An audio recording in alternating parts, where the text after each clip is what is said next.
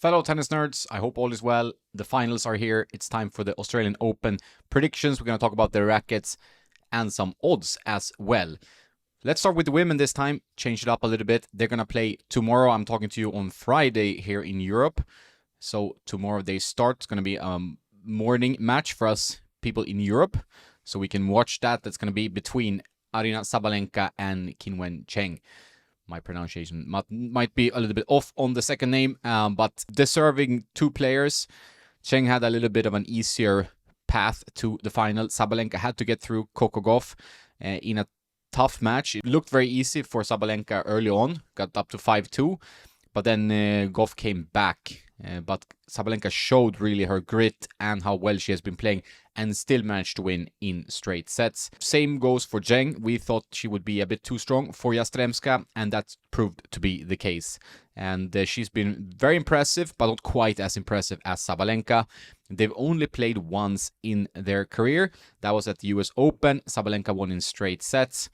So this will be quite a test for Zheng, especially considering the form Sabalenka is in, which is pretty amazing. It's very hard to bet against her. She is the pretty strong favorite, to say the least, in the odds as well. Everything is pointed towards her victory. Stefan, who does some odds and predictions on the website tennisnerd.net, he predicted Sabalenka and actually placed a bet on her before the tournament, so he will be happy if she wins. I also think she will win. Getting into the rackets of these two players, what's interesting is that Zheng actually uses what is a Pro Tour 95 or 96. We did a recent video about João Sousa's racket, and it looks like Zheng is playing with the same mold as he is, like the Ayla Tomljanovic Pro Tour 95 or 96. This is a little bit confusing to me, but she's definitely playing with a Pro Staff version 14 cosmetic, but there's something else underneath it. And it seems like it's a very popular racket, slightly extended, 27.25 inches and 1620 pattern. Pretty forgiving for such a kind of a mid-size racket that it is. And Tomljanovic, Hedin Hardan used to play with it, Azarenka before she switched. So quite a few strong players on the WTA Tour also like this frame, as do like Kei Nishikori, João Sousa, and a few others on the men's tour. Then we have Sabalenka. She's playing with the Blade 98. I don't know which generation, but she's definitely a Blade player. Sometimes when you see the Blade on the women's tour, it is, a Steam 100, Steam 99, just something else painted to look like a Blade. But in her case, it is a Blade. She has the power. She doesn't really need help with any power. So you can tell that. And she's been blasting through the draw. Prediction has to be Sabalenka in 2. Just too good. Had a little bit of a hiccup against Gauff. Gauff is the fighter, the expert at winning ugly on the women's tour, but couldn't quite get it over the line and put enough of a threat to Sabalenka. She's just striking the ball too well. And I do struggle, even though Zheng is good and can pose a bit of a challenge to Sabalenka, it cannot be enough in my opinion. So Sabalenka to win in straight sets, that's my prediction. Over to the men's side, Jannik Sinner, what a player. He beat Novak Djokovic, ended his amazing streak at the Australian Open. He won in 4 pretty straightforward sets. He lost 1 set in a tiebreak. That was a little bit of a blip on the radar.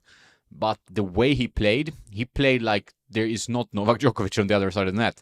He did not even flinch. The scores were impressive. The performance was just stellar. He just dominated Djokovic like nobody does pretty much. So that was completely amazing. And is it a changing of the guards? Is it kind of like a watershed moment of some kind in men's tennis? I don't know. Time will tell. Don't want to put too much pressure. We always hype players like Alcaraz, even Sinner, and so on when they perform well, and then maybe they have a little bit of a letdown. Let time tell us that instead. But Sinner is looking amazing. He's only lost 1 set, a tiebreak set to Djokovic. He did not face one single break point in this match. That is absolutely amazing. And he deserves to win this title. Like, there's no ifs and buts about it, in my opinion. He's gone through Djokovic. That was the final in my head, and he deserves to win. I've been asked about Sinner's racket quite a lot during this fortnight because he's playing so well.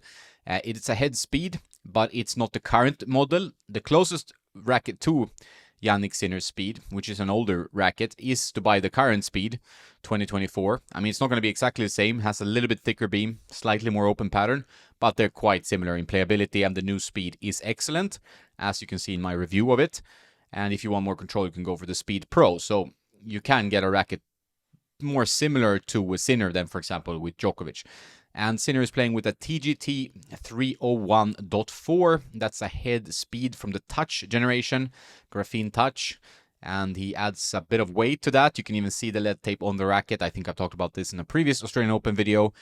So he gets it up to a 340 swing weight strung. And he also has head hawk touch, full bed at around 28 kilos or 62 pounds. Depends a little bit on the conditions, I guess. This guy can hit a tennis ball, and you can't really face him with any pace. So he just, he plays video game tennis pretty much. And he will probably play video game tennis also in the final. But Medvedev will pose probably a somewhat stern test if he's not too tired in his legs after all these tough 5-set matches that he has played. But yeah, Sinner looking amazing, and most likely the winner of his first Grand Slam. But who knows? Nerves might pop in when you play a Grand Slam final for your first time. This is not Medvedev's first time, as you know.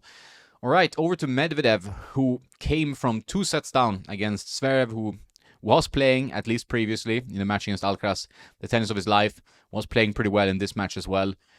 Medvedev did not look quite like he was 100% there mentally until late in the 3rd set, where he kind of sprung to life, kind of like a jack-in-the-box, and then won the tiebreak and just kept fighting, because Zverev was playing well, was serving well, and he was the aggressor. Medvedev just ran around in the back trying to get everything back, and Zverev did miss sometimes, not always, of course. I mean, he is pretty solid, but sometimes the forehand was sailing a little bit more, I would say, than the backhand. I mean, he was getting probably impatient in some rallies, you could see that.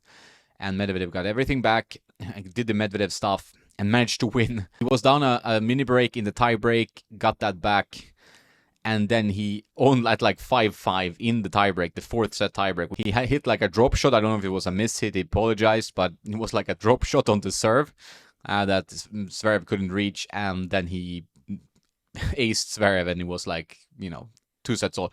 And when it's 2 sets all after you've been up 2 sets, it's kind of tough to mentally stay very strong.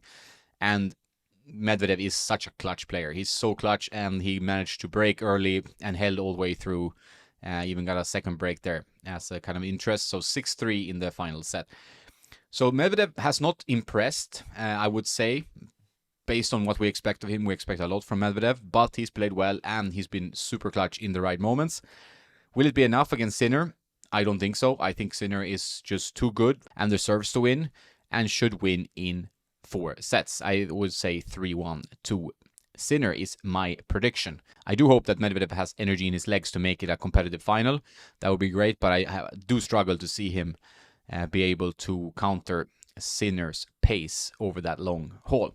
But if we look at the head-to-head of their matchup, it's quite interesting. I mean, Medvedev is the leader, 6-3. But, big but here, Sinner has won the last 3 matches, and that was pretty much, they played 5 times, 2023 last year. Sinner won the last 3 ones, Beijing, Vienna, and at the ATP finals. They have never played in a Grand Slam, so, 5 sets will obviously play a different role and make it a bit different. But Sinner is looking like a player who's going from strength to strength to strength. It's not saying anything bad about Medvedev. I mean, he was amazing against Zverev, but he's been fighting and had to fight a lot harder for his wins. Regarding gear for Medvedev, he plays with a T-Fight 305. That's the endorsed racket. He actually plays with an older T-Fight Technifiber. I think the Dynacore edition, which was 1819 pattern, but a 95 square inch head. So it's a little bit smaller, very similar specs to Djokovic's racket, actually. And they both play very similar tennis. Really thriving on their opponent's pace and that absolute precision that you get with a 95 square inch 1819 racket. So, but the closest one you can get to Medvedev's racket if you want to play like him is the racket he endorses, the Technifiber T-Fight 305, the ISO it's called. Very good racket, pretty heavy swing weight, so it's not for players maybe who need help with pace, because it's quite a sluggish to swing. But that's a pretty similar racket, even though it's 98 and Medvedev's real racket is 95. It's as close as you can get pretty much. It's 18-19 string pattern, so pretty dense, controlled racket, hefty, and so on. So that's about the rackets. That's about the predictions. Sabalenka to win in straights, Sinner to win in 4 sets. What do you think? Let me know in the comments. It's been a great tournament. Some fun matches like the semis. They were excellent. Nice to have a 5-setter to kind of finish the semifinals when you had Medvedev and Zverev earlier today. And we will summarize the event and look ahead at the tennis season on Sunday. But until then, have a nice day and don't forget to play some tennis.